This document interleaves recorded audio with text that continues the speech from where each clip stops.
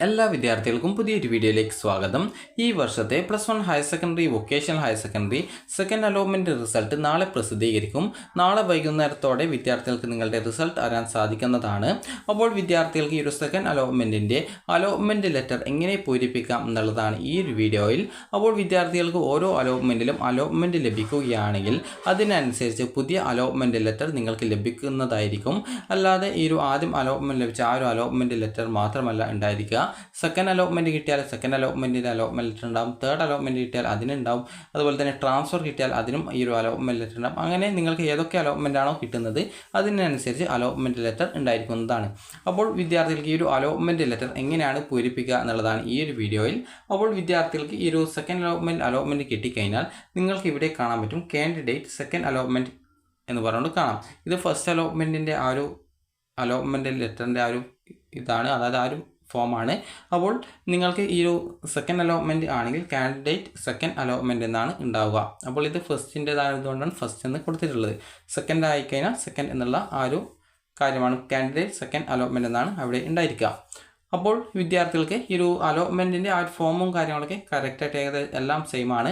എന്നാൽ അതിൻ്റെ ആ ഒരു സെക്കൻഡ് അലോട്ട്മെൻ്റ് ആണോ ഫസ്റ്റ് അലോട്ട്മെൻ്റ് ആണോ എന്നുള്ളത് മാത്രമാണ്, അതുപോലെ ട്രാൻസ്ഫർ ആണോ എന്നുള്ളത് ആണ് അവിടെ വ്യത്യാസം ഉണ്ടാവുള്ളൂ. അപ്പോൾ ഇനി എങ്ങനെ ഇത് ഫില്ല് ചെയ്യാം എന്നുള്ള കാര്യം നോക്കാം. അതുപോലെ തന്നെ നിങ്ങൾക്ക് അഡ്മിഷനായിട്ട് പോകുന്ന സമയത്ത് എന്തൊക്കെ ഡോക്യുമെൻറ്റ്സ് ആണ് നിങ്ങൾ കൊണ്ടുപോകേണ്ടത് എന്നുള്ളതും ഈ ഒരു വീഡിയോയിൽ നിങ്ങൾക്ക് മനസ്സിലാക്കാൻ സാധിക്കുന്നതാണ്. അപ്പോൾ ഈ ഒരു ഫോമിൽ ആദ്യമായിട്ട് നിങ്ങളോട് ചോദിക്കുന്നത് ക്വാളിഫയിങ് എക്സാമിനേഷൻ സർട്ടിഫിക്കറ്റ് ആണ്.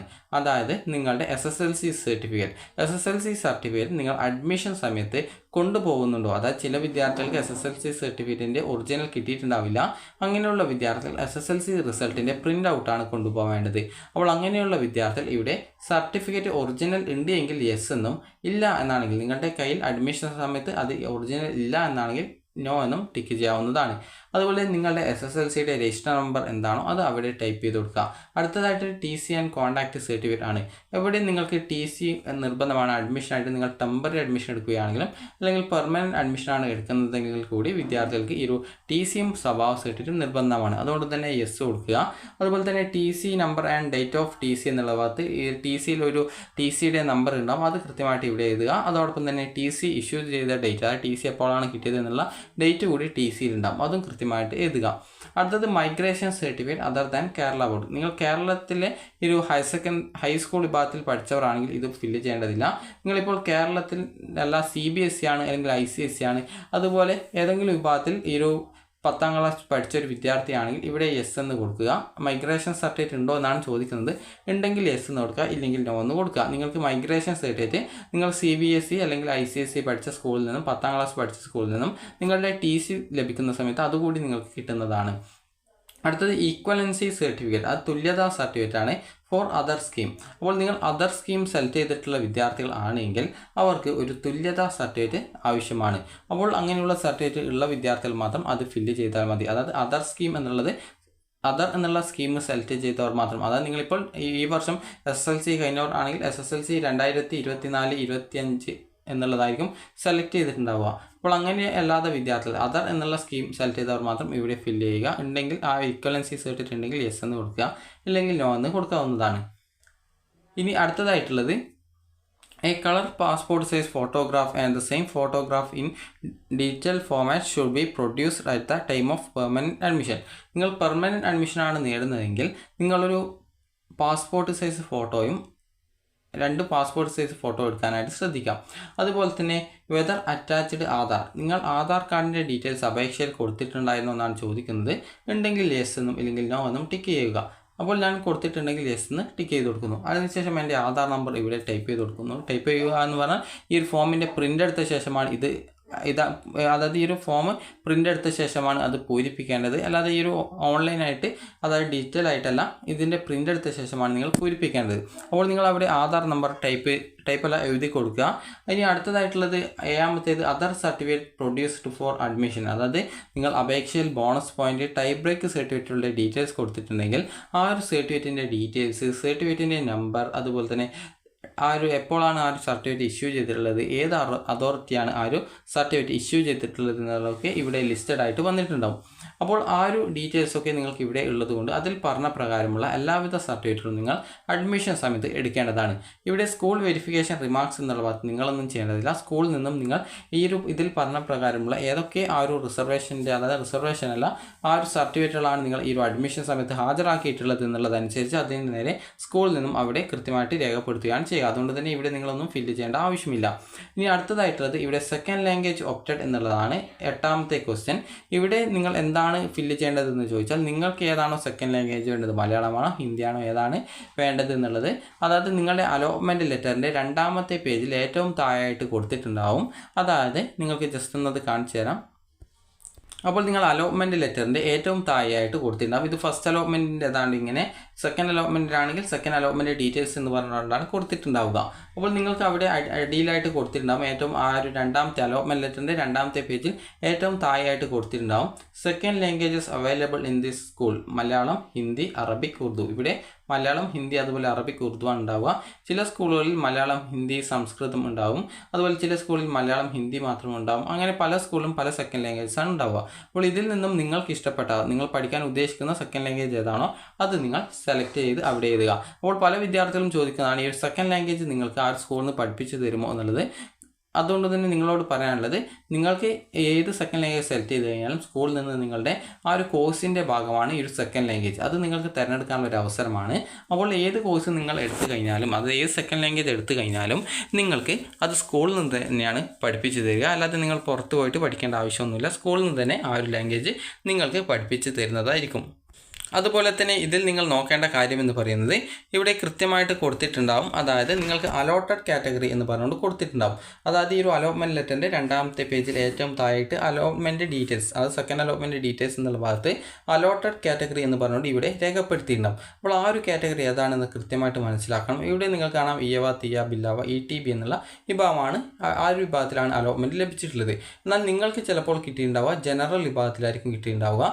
ചിലപ്പോൾ നിങ്ങളുടെ അത് മുസ്ലിം കാറ്റഗറി ആണെങ്കിൽ മുസ്ലിം ആ ഒരു കാറ്റഗറിയിലാണ് ഉണ്ടാവുക, അല്ലെങ്കിൽ ജനറൽ കാറ്റഗറിയിലായിരിക്കും കിട്ടിയിട്ടുണ്ടാവുക. ഇനി അതല്ലെങ്കിൽ നിങ്ങൾ SC ആണെങ്കിൽ SC കാറ്റഗറി ആയിരിക്കും, ചിലപ്പോൾ ജനറൽ വിഭാഗത്തിലായിരിക്കും കിട്ടിയിട്ടുണ്ടാവുക. അപ്പോൾ നിങ്ങൾക്ക് എല്ലാവർക്കും കിട്ടാൻ സാധ്യതയുള്ള ഒരു കാറ്റഗറിയാണ് ജനറൽ വിഭാഗം.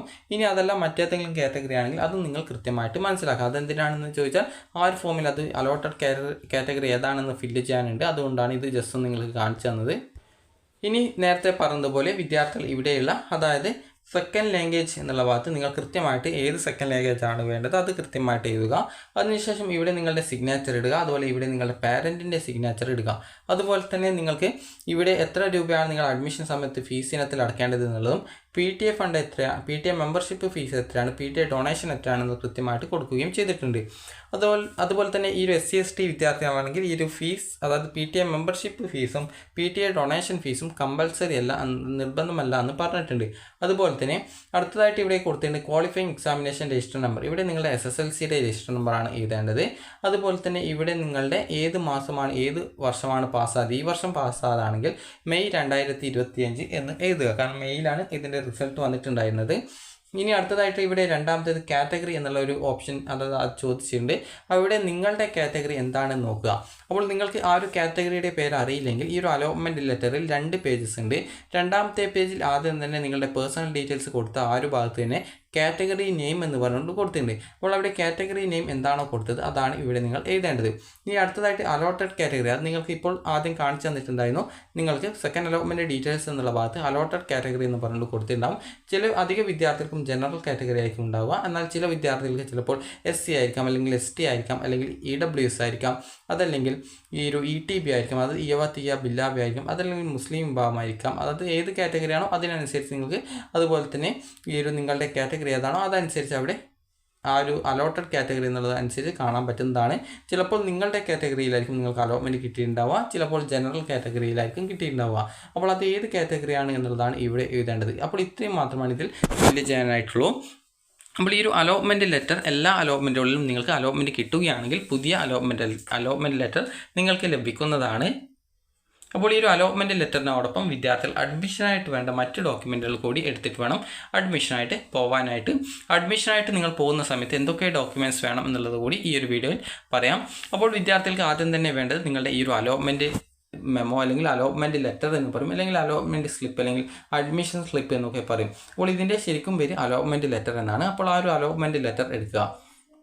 അതുപോലെ തന്നെ നിങ്ങളുടെ TC, അതുപോലെ തന്നെ സ്വഭാവ സർട്ടിഫിക്കറ്റ്, അതുപോലെ തന്നെ നിങ്ങളുടെ bonus point certificate, tie break certificate, അതുപോലെ നിങ്ങൾക്ക് ഫീസ് ആനുകൂല്യം ഉണ്ടെങ്കിൽ ഇൻകം സർട്ടിഫിക്കറ്റ്, അതുപോലെ റിസർവേഷൻ സർട്ടിഫിക്കറ്റുകൾ, അതുപോലെ തന്നെ ചില വിദ്യാർത്ഥികൾക്ക് ഈ ഒരു ഫീസ് സ്കോളർഷിപ്പും കാര്യങ്ങളൊക്കെ ഉണ്ടാകും. അപ്പോൾ നോൺ ക്രിമിനൽ സർട്ടിഫിക്കറ്റ്, അതുപോലെ തന്നെ നിങ്ങളുടെ കാസ്റ്റ് സർട്ടിഫിക്കറ്റ് ഉണ്ടെങ്കിൽ കാസ്റ്റ് സർട്ടിഫിക്കറ്റ്, അതുപോലെ തന്നെ നിങ്ങളുടെ TC എടുക്കണം, അതുപോലെ ആധാർ കാർഡിൻ്റെ കോപ്പി, അതുപോലെ തന്നെ നിങ്ങളുടെ 2 പാസ്പോർട്ട് സൈസ് ഫോട്ടോ, അതുപോലെ തന്നെ അഡ്മിഷൻ ഫീസ്, പെർമനൻറ്റ് അഡ്മിഷൻ എടുക്കുന്നതെങ്കിൽ ഈ ഒരു അഡ്മിഷൻ ഫീസ് എടുക്കണം.